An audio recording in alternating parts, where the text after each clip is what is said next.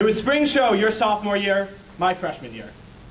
On that night, I was standing with you in Stack on this very same stage, listening to incredible speeches about our two graduating seniors. As I heard all of their funny stories and admiration for our friends, I knew that someday I would be back up on this stage, delivering a similarly heartfelt speech to you. My intuition was correct, except that I have apparently turned into a tenor and sound like a man. Although actually, I guess that's really not too unusual. At the time of that spring show, I had only known you for a year, but I already knew that a senior speech from me to you was, well, necessary. I feel like I often tell you how amazing you are, but being your unassuming self, you always shrug it off with an, "Ah, thanks," or, "Oh, shush, you're amazing." Well, tonight, Nathan, I've got the mic. And considering all eyes are on you, you really can't escape. Nor can you shrug it off with an, "Oh, shush," because according to Google Maps, I'm currently 3,671.47 miles away, so I can't hear you, and it would be very rude of you if you took out your iPhone right now in front of all these people. Much like a bar mitzvah, tonight is your big night, although unlike the last time, you're not 13 anymore, and the person reading the speech to you isn't your mother, or as the case may be, your father, and hopefully he'll do his best to not start crying. I know that many people sitting here tonight already know you well, and for all those that do, they're very lucky. Whether they know you in the context of Hillel, Pathways, family, or Shir appeal, I'm sure that they have realized and appreciated your thoughtful, intellectual, selfless, and fun personality. As your friend and as a fellow member of Shir appeal, I also appreciate these aspects of you. But I have realized that there are so many little details of your actions and persona that make you uniquely you and make me love you even more. I'm going to start off with an email from you that I came across when I began browsing old Shir appeal emails one day at work in Geneva. This seems to be a trend, I guess. Yeah, I know, I'm super cool. Anyway, here's the email from Nathan, dated November 19th, 2007. I went to the gym tonight, I signed in, and the person that signed in before me wrote, Chuck Norris. So, a few things are possible. One, someone has the name Chuck Norris, and he was at the gym. Two, someone was being ridiculous. Or three, the real Chuck Norris was at the gym, because he never sleeps. This email is completely random, but it's so something that you would write. You sent it right after Hell Week of Fall Show, the week in which we make Chuck Norris jokes, and brainstorm a way to include him in the skit. You knew he was on all of our minds, and the fact that you emailed us is so Nathan. You always take the time and make the effort to text, email, or call your friend when something you see, do, or hear reminds you of that person. This may seem like a trivial action to you, and I'm sure it's just something that you enjoy doing. Where am I? But to me, it shows something much greater. It reflects the true dedication and love that you have for your friends. I've gotten numerous text messages from you in which you told me about something you saw or heard that related to a small detail about my life that I mentioned to you only in passing. You really remember everything friends tell you, and I know it's not just because you have a good memory, it's because you genuinely care. You pay attention when people talk to you because you are sincerely interested and want to gain a better understanding of your friends and empathize with them, whether it be their giddiness, excitement, or even sadness. You outwardly express your loyalty and compassion to your friends, and that is why I choose to call you when I want to share some random news or awkwardly funny instances.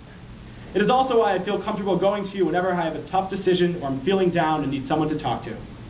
Whether we are living in different parts of the world or just 3 houses down from each other on Bromfield Road, I know that I can always look to you for the perfect advice or perspective on any situation. And I know I'm not the only one who feels this way either. Everyone in Shir Appeal has realized your empathetic personality and your tact for listening and giving advice. And I know that it's going to be difficult without you here next year. Although I'm sure I will still call you frequently. I mean, who else would harmonize Don't Lie by the Black Eyed Peas that they all have next year?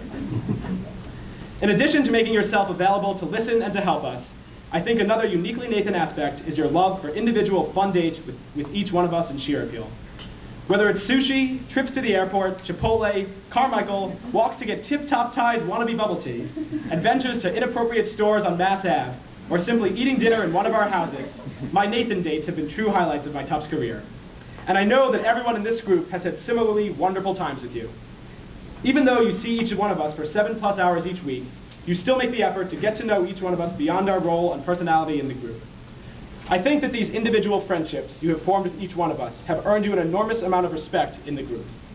If there's ever a controversial issue or decision to be made in Shir Appeal, everyone looks to you and wants to know, what does Nathan think? We know that your opinions are going to be realistic, selfless, and in the interest of what's best for the group as a whole, while still being considerate of individuals' feelings. But okay. My passion for expressing how much of a good person you are has made this speech a little too serious for my liking, and definitely too serious to sufficiently reflect your fun, outgoing, spontaneous, and just plain old ridiculous personality. There are so many times in rehearsal when we're all being serious, or at least normal, and you come up,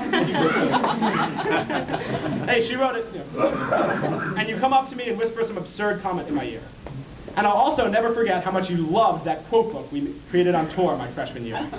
After laughing hysterically at statements made by various members of the group, you would remember these quotes for hours so that you could scribble them down in the quote book. You loved the book so much that you sent an email to the entire group after getting back from tour that read, "I typed up all the quotes. I tried not to laugh too hard, but that didn't work very well. I pasted them below." There were easily over 50 quotes, but you typed up all of them so that everyone could share in your laughter. And not only were you a reporter of quotes, you also had some great ones yourself.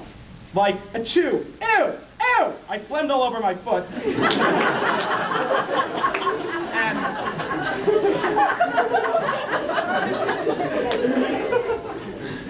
and, oh no, I just swallowed a musical note. When we were sitting at a synagogue eating dessert, and you realized that you accidentally ate a piece of confetti in the shape of a musical Nathan, from the moment I first bonded with you, when we shared a sleeping bag in the Harry Potter-like closet under the stairs in Evan's basement, I knew that you were someone special. You made me feel like I belonged in the group from day one, and you showed me the ropes. I'll never forget when I was nervous and intimidated because I couldn't read music at all, and you responded with such excitement.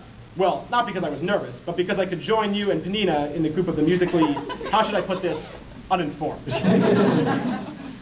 Well, Nathan, I think my time for speaking is up, but I hope that I've done some justice in explaining why the entire group and I admire you oh so much. Every time I think about coming home and rejoining Shir Appeal in the fall, I get so excited and grow more and more eager.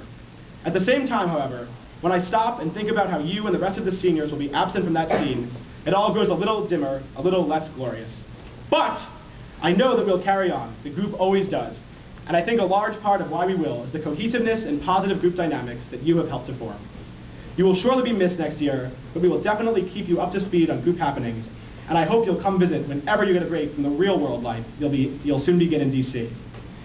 Well, this is the end of one part of your life. It is the exciting beginning of a new chapter, and I have complete faith that you are going to make it a great one. I love you and cannot wait to shuttle in your new apartment this summer. So the time has come. Go get your gifts and rock out to two at a time. But most importantly, never forget to smile, especially when you're performing.